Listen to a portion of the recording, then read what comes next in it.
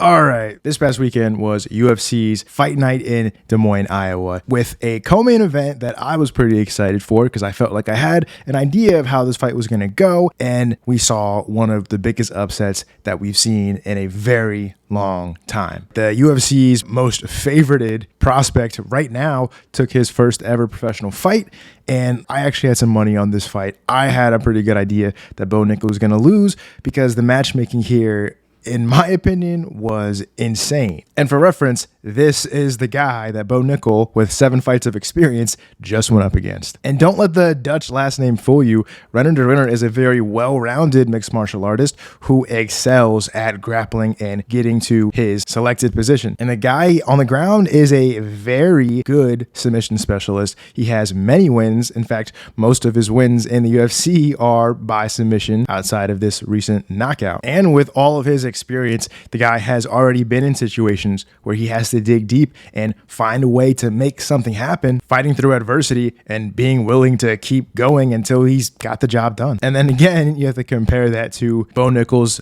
7 fights of experience. And look, I'm not trying to sound like a hater. I think Bo is a fighter with a ton of potential. And I think that at times that potential has been on full display, but we still kind of have to be realistic about this. I mean, it really wasn't all that long ago when Bo Nickal was fighting guys who were coming in on 1 or 2 weeks notice, fresh off of their regional circuit. So to go from that to fighting a 2-division champion from another organization is absolutely insane. Another thing to point out is that this is now the 2nd straight time Bo has gone into a fight where he is pretty significantly undersized compared to his opponent. And that's something that I'm going to touch on again in a minute because Rener de Rinner said something about this, or he almost said something about this, that while I think it might kind of hurt a little bit to hear if I'm Bo Nickal, I think is some really sound advice. From the start of this one, it looked like Rener de Rinner was a lot more comfortable on the feet. Bo Nickal, and again, I hate to sound like a hater, but he does have a little bit of that prototypical MMA fighter, ex-wrestler style where he's looking for the takedown. He's looking to get you to the ground, but in the meantime, if he's on the feet, he's probably looking to swing a huge, heavy overhand right. I think one of the things that caught Bo Nickal off guard in this one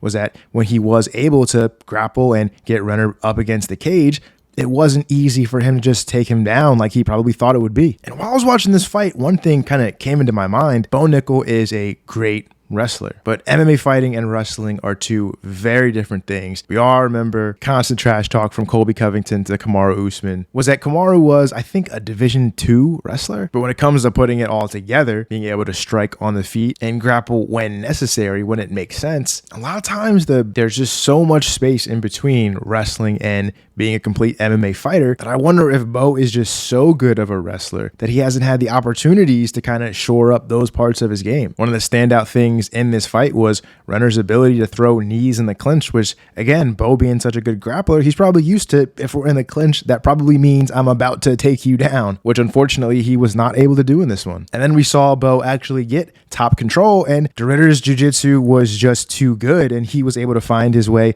on top, eventually finding his way to the back. But eventually, what put an end to this one was the strikes in the clinch, RDR landing massive shots to the head, and that massive knee to the body that hurt Bo and ultimately put him out. Now, as I said earlier in this video, RDR said something after this fight that I thought was very interesting. Yeah, definitely. I said it to him after the fight. I said, I'm happy I had to fight you now and not in 3 years because he's going to be a beast, man. He's going to be a monster.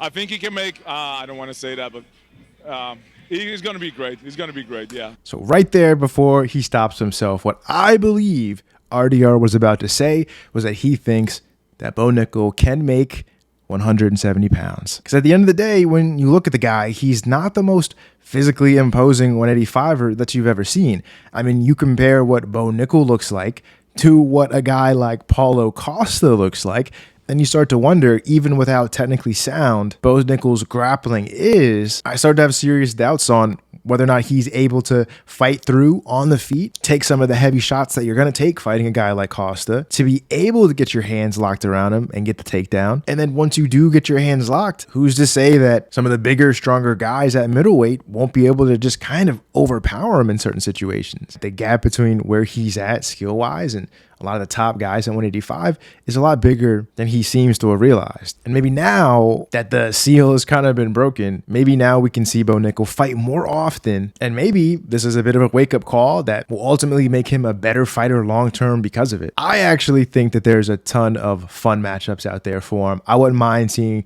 Bo Nickal at 185 or 170 against a guy like a Kevin Holland or MVP, just someone who is going to challenge Bo in the parts of his game that aren't fully developed, like the striking, while also giving him the opportunity to showcase his grappling, showcase just how great he really is when it comes to the more strong points of his fighting style. At the end of the day, if he's even close to the fighter that his potential makes him seem like he can become, I think it's very possible that this is a learning lesson and he'll come back even better because of it. Let me know in the comments below, who do you guys want to see him fight next? And yeah, thanks for watching.